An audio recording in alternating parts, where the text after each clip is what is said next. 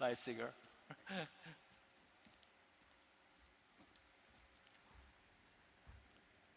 Well, I think we need a different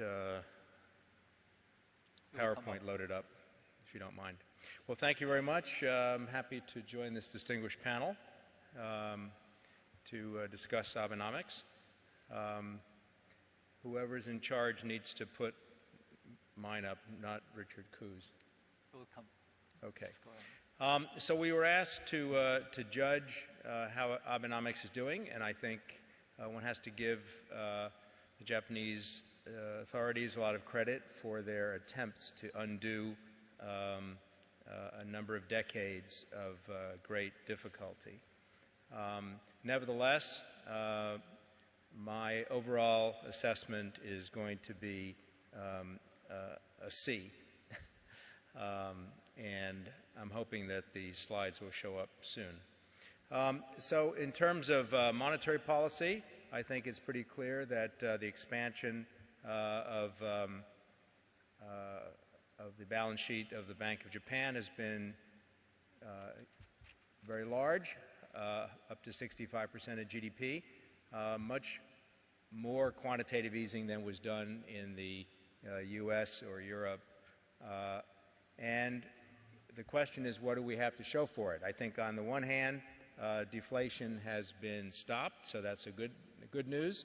On the other hand, we have not seen a rise in investment. Plant and equipment investment, for example, is pretty flat. So I think we have to judge that monetary policy gets a mixed score. In terms of fiscal policy, I think we also have to look at a mixed picture, and at the end of the day, we also see a fiscal deficit that's probably 18% of GDP. So I think fiscal policy as well. Maybe they can give me my handout there. That, since we're not, now it's coming up.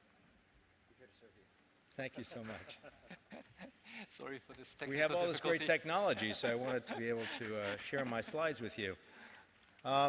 So the overall assessment is that despite massive quantitative easing, investment is low, consumption is slumping, confidence not very high, depreciating yen considerable, but the boost in exports not so great. But I think we have to also consider that the global economy is in a low growth phase, and world trade is flat, so we can't expect too much.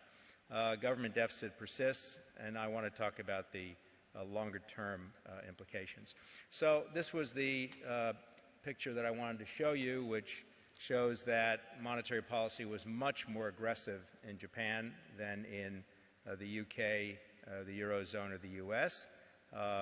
And no one can fault the Bank of Japan for not using this instrument. The net result, however, in terms of plant and equipment investment, as I said, is flat.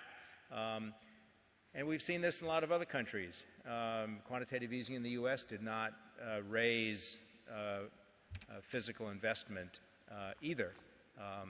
So when consumer demand is weak and when confidence is not very high, even if you have virtually zero interest rates, you're not going to get a lot of boost in investment.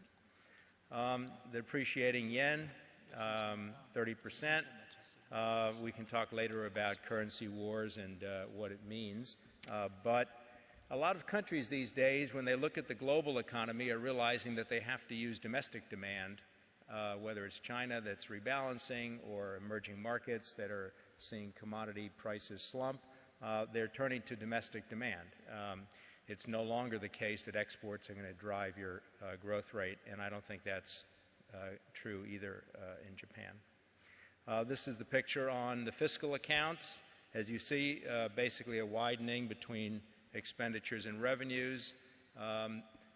This might not be a huge problem were it not for the high debt to GDP ratio in Japan, roughly 240%. and the fact that countercyclical policy has not seemingly improved consumption a great deal. I think even more troubling is looking at what we call potential growth rate. Right? This is a calculation that the IMF does based on capital, labor, and technical progress. The yellow line is the potential growth rate of Japan, which is coming back close to 1%. But I think if you look at the components, as Professor Izawa said, if you look at productivity, if you look at demography, and if you look at the capital stock, it's hard to see where this big rise in potential growth will come from to get from the 1% up to a 2% target, which would be very good for Japan. The big issue for Japan, of course, is this the structural area. And that has to be seen in the context of demographics. I remember being at a conference 5 years ago and even 10 years ago where we discussed Japan's outlook based on its demographics. Demographics is the most predictable of the social sciences. Except for wars and disease, you know exactly what your population is going to look like 10, 20, 30 years from now. And if you see the dependency ratio, which is the number of people working divided by the children and elderly, it's currently 2.6 in Japan, and it will continue to drop. You may also want to look at the black dotted line, because that is Korea, and Korea's dependency ratio will be falling even more rapidly than that of Japan. So that's part of the reason why it's very difficult to get long-term growth up.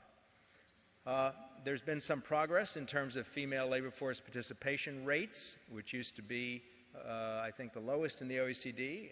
Now Japan is actually, I think, doing a bit better than in the past. Nevertheless, if you look at the graph on the right, you see that most women who have had a child, 2/3 of them do not re-enter the workforce.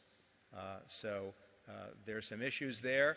The fact that a country as advanced as Japan has had a waiting list for child care centers, and now the plan is to reduce that waiting list by 2017, seems to me at least to be too little, too late. Productivity was already mentioned. There are various measures of it, and this particular OECD measure, productivity in Japan is roughly 50% below that of Germany or the US.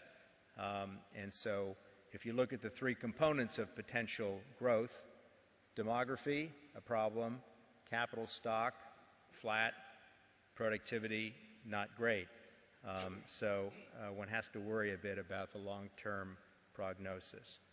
My next to last slide has to do with something that was mentioned by the previous speaker, which is if you want an economy to grow, you want it to be dynamic, you want innovation, you want new entrepreneurs, you want new firms. And I thought the statistic that you offered about firm exit being very low was very telling. So I picked two of the doing business indicators from the World Bank, in which Japan doesn't do particularly well. It's ranked number 70 out of 180-something countries in terms of access to credit, and it's number 83 on the right-hand side in terms of the ease of starting a new business. So that means the barriers to entry are fairly high, and that's not the way to get innovation and dynamism into an economy.